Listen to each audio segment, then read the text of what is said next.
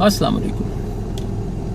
आम तौर पे अक्सर इंसानों का ख्याल ये होता है कि अगर उनके पास ढेर से पैसे आ जाए ना तो उनके सारे मसले हल हो जाएंगे। आम ख्याल यही है। वैसे तो मुश्किलात इंसान की किस्म किस्म की होती हैं, लेकिन अक्सरियत का यही ख्याल है कि अगर मेरे पास बहुत सारे पैसे होते ना, पैसे की तंगी ना होती, तो मेरे सारे मसले हल हो जाते। हालांकि ये बात दुरुस्त नहीं है। पैसे से सारे मसले हल नहीं होते। पैसे से सिर्फ पैसे से मुतल्लिका जो मसले हैं ना, मनी रिलेटेड इश्यूज, बस वो रिजॉल्व होते हैं। तो जब तक तो इंसान के पास पैसे नहीं होते, वो यही समझता है कि मेरे पास पैसे आ जाएंगे तो मेरे सारे मसले हल हो जाएंगे। दूसरा, वो ये समझता है कि ये लोग जो लोग मेरे आसपास फिर रहे हैं ना, जिनके पास पैसे हैं, खुशहाली है, इनको कोई मसला नहीं है। लेकिन हकीकत ये है कि मनी रिलेटेड इश्यूज तो रिजॉल्व हो जाते हैं पैसे से। उसके अलावा जितने भी इश्यूज हैं ना, वो आपको किसी और जराए से रिजॉल्व करने पड़ते हैं। मिसाल के तौर पे एक ऐसा शख्स जिसके पास पैसे नहीं है, वो अपने आसपास देखता है कि एक शख्स बड़ी शानदार गाड़ी में बड़ा तैयार होके जा रहा है, और ये शख्स उस दूसरे शख्स को, उस खुशहाल शख्स को अक्सर देखता है आते जाते हुए। तो ये हमेशा ये तस्वर करता है कि देखो यार, ये किस कदर मज़े में, इसको कोई मसला नहीं है, कितनी आसान इसकी ज़िंदगी है। हालांकि इस वाले शख्स को ये नहीं पता कि वो खुशहाल नज़र आने वाला शख्स, वो आने जाने वाला शख्स, जिसको सेहत भी है, जिसके पास पैसे भी हैं, गाड़ी, घर, सब कुछ है, अंदर से उसकी हालत ये है कि वो पिछले 3 माह से खुदकुशी करने के बारे में सोच रहे हैं, इन सारी चीज़ों के होने के बावजूद। मतलब ये है कहने का कि ये जो हमारे ज़हनी सुकून से रिलेटेड प्रॉब्लम्स है ना, ये अलग से ही सॉल्व करने पड़ते हैं। जिस्मानी सेहत के लिए भी इंसान भाग दौड़ कर लेता है, डॉक्टर्स के पास चला जाता है, अच्छी जगह से इलाज करा लेता है, अल्लाह को मंजूर होता है, अल्लाह उसको सेहत दे देते हैं। इसी तरह और भी ज़िंदगी में जो ज़रूरत होती है एक खुशहाल बंदे की, वो पैसे से ख़रीद लेता है, ज़रूरत पूरी कर लेता है। लेकिन ये जो जहन का जो इशू है ना, जहन का जो मसला है कि जी परेशान रहता हूं मैं, ये पैसे से हल नहीं होता। इसके लिए हमें एक तो खुद कोशिश करनी पड़ती है सबसे पहले, और वो कोशिश ये है कि जो हमारी असल जड़ है ना इन मसाइल की, उस तक पहुंचना पड़ता है, और वो है आपकी थॉट्स। सोचें, आप जब भी परेशान होते हैं या मुसलसल परेशान रहते हैं, आप अपनी सोचों पे गौर कीजिए। आप देखेंगे या तो आप माजी की किसी बात के हवाले से परेशान हैं, कोई पछतावा है आपके दिल में कि मैं ये नहीं कर सका, मैं इस तरह ना करता, किसी किस्म की भी कोई रिग्रेट है, मैं फलां के साथ ऐसा ना करता, या ये है कि आपके दिल में माजी के हवाले से कोई तलखी है, बिटरनेस है, कोई गुस्सा है कि फलां ने मेरे साथ ऐसा क्यों किया, फलां ने मेरी इंसल्ट क्यों की फलां वक्त, या ये है कि किसी भी तरह से फलां ने मेरे साथ जो है अपना रवैया ठीक क्यों ना रखा। मतलब माजी से रिलेटेड कुछ भी हो सकता है। इसके अलावा दूसरी तरफ आपकी सोचों में मुस्तकबिल के जो अंदेशे हैं वो होते हैं। वो ऐसी अजीब चीज़ है कि मुस्तकबिल अभी आया नहीं होता, लेकिन इंसान बैठ के सोचता रहता है, ट्रेन ऑफ थाट्स चलती रहती है कि ये हो गया तो क्या होगा, ऐसा हो गया तो क्या होगा, ये ना हुआ तो क्या होगा, ये कैसे होगा, ये तो ऐसे हो ही नहीं सकता, अब तो मुमकिन ही नहीं है। और ये जो मुस्तकबिल से रिलेटेड अंदेशे, वसवसे हैं, ख्यालात हैं, इनके बीच में फिर ज़ाहिर है शैतान भी अपना हिस्सा डालता है। वो इन वसवसों को और ज़्यादा स्ट्रेंथ देता है। तो सबसे इम्पोर्टेंट बात यह है कि आपने अपनी जो सोच है उसको हैंडल करना है, उसको कंट्रोल करना है। आमतौर पे जब हम सोच रहे होते हैं ना, तो हम अपनी जो सोच की जो एक लड़ी है, एक ट्रेन ऑफ थॉट्स है, उसको चलने देते हैं। वो खुद ब खुद चल रही होती है, ऑटो पे सेट होता है, एक सोच के साथ दूसरी सोच, उसके साथ तीसरी सोच। इस सिलसिले को शऊरी तौर पे हमने तोड़ना है, ब्रेक करना है कॉन्शियसली कि भाई ये क्या हो रहा है। अब उस सोच को रोक कर अपने आप से पूछना है, अपने आप को समझाना है, अपने आप को बताना है। उसके बहुत से तरीके हो सकते हैं अपने आप को समझाने बताने के।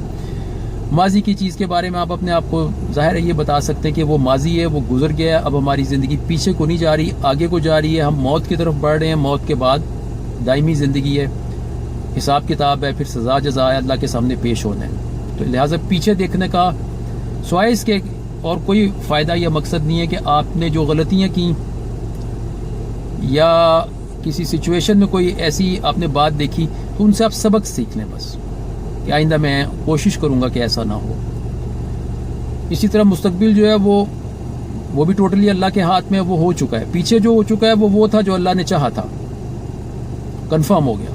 جب تک تو ایک چیز ہوئی نہیں نہ ہوتی، آپ اس کے لیے کوشش بھی کرتے ہیں، دعا بھی کرتے ہیں، لیکن جب ایک چیز ہو جاتی ہے نا، پھر ہمیں یہ جان لینا چاہیے کہ یہ وہ ہوا ہے جو اللہ نے چاہا تھا، اللہ کا چاہا پورا ہو گیا. اسی طرح آنے والا وقت جو ہے وہ بھی کلی طور پہ اللہ تعالیٰ کے ہاتھ میں ہے. وہی عالم الغیب ہے، علام الغیوب ہے، اس کو پتہ ہے آگے کا جو مستقبل ہے وہ ہمارے لیے غیب ہے، ان دیکھا ہے، ان سین ہے، وہ صرف اللہ کو پتہ ہے. تو مستقبل کے اندیشوں کے لیے ہم اپنے آپ کو یہ بتا سکتے ہیں کہ اس کے لیے ہمیں اللہ پہ توکل کرنا ہے، اللہ پہ بھروسہ کرنا ہے.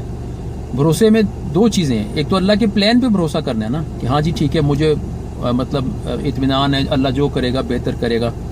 دوسرا اللہ کی ٹائمنگ پہ بھی بھروسہ کرنا ہے. اکثر یہ ہوتا ہے کہ ہم اللہ کے پلان پہ تو بھروسہ کرتے ہیں کہ ہاں جی ٹھیک ہے، بالکل اللہ کی مدد آ جائے گی، مجھے پورا یقین ہے، لیکن اللہ کی ٹائمنگ جو ہے نا اس پہ ہم نہیں بھروسہ کرتے یا چوک جاتے ہیں. ہم کہتے ہیں بہت دیر ہو گئی ہے، اب کیسے ہوگا، اب تو ہو ہی نہیں سکتا، اب تو وسائل ختم ہو چلے ہیں. حالانکہ اللہ کی مدد کبھی بھی دیر سے نہیں آتی، وہ بالکل صحیح کریکٹ ٹائم پہ آتی ہے. اللہ کی کیلکولیشن پرفیکٹ ہوتی ہے، ہمیں لگ رہا ہوتا ہے کہ دیر ہو گئی ہے. وہ جو اللہ فرماتا ہے نا وَاسْبِرْ لِحُکْمِ رَبِّكَ فَإِنَّكَ بِأَعْیُنِنَا، اللہ کے اپنے رب کے حکم کا انتظار کرو، مطلب صبر کرو، انتظار کرو. اللہ کہتا ہے کہ تم ہماری آنکھوں کے سامنے ہو. اللہ تعالیٰ دیکھ رہے اپنے ہر بندے کو. اللہ تعالیٰ اپنے بندے کی اندرونی بیرونی ہر کیفیت سے واقف ہے. اللہ تعالیٰ اپنے بندے کی لمٹ سے بھی واقف ہے. اللہ جانتا ہے کہ یہ بندہ جو بظاہر بڑے صبر سے چل رہا ہے لیکن اندر سے کس قدر ٹوٹ پھوٹ گیا ہوا ہے، کتنے کنارے پہ پہنچ چکا ہوا ہے.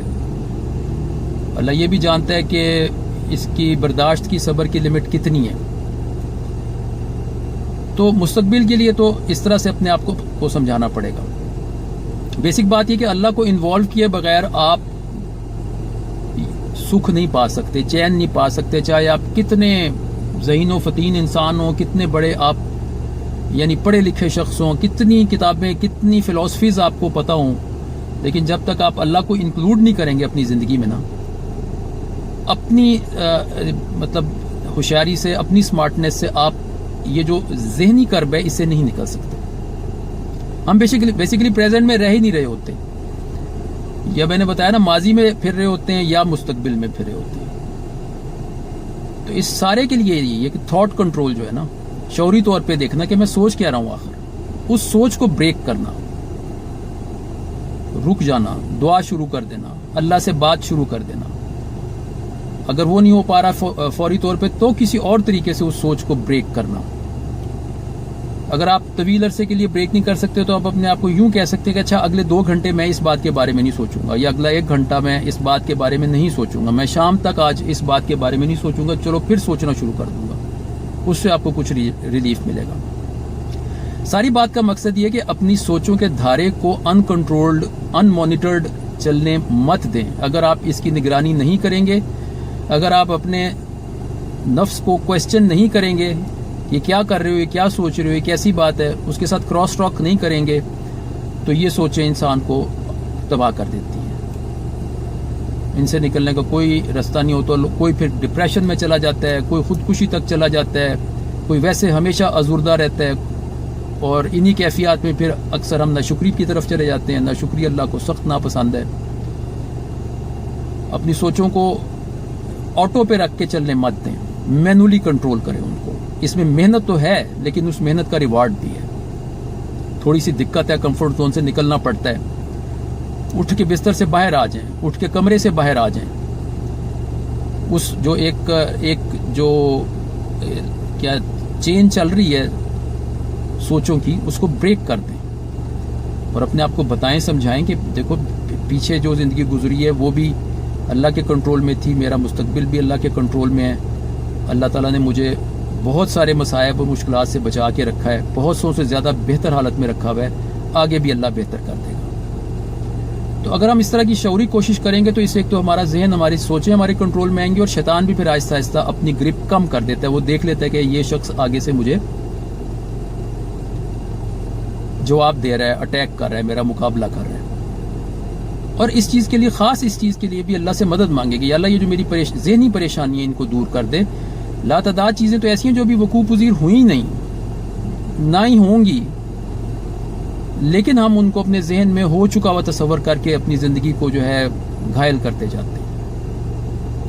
بس یہ ہے کہ لوگوں کی باتوں کو پہ غور کرنے کی بجائے یا ادھر ادھر کے جو چیزیں ہیں ان کے اوپر فوکس کرنے کی بجائے اپنی سوچوں کو سٹیئر کریں، کنٹرول کریں، جیسے سٹیئرنگ کے ذریعے آپ گاڑی کو کنٹرول کرتے ہیں، اور اپنے آپ کو جو زندگی کی ریئل سائیڈ ہے، جو وسوسہ نہیں ہے، جو ایک تصور نہیں ہے، جو ریئل سائیڈ ہے، وہ دکھانے کی کوشش کریں. بس یہ بات ہے.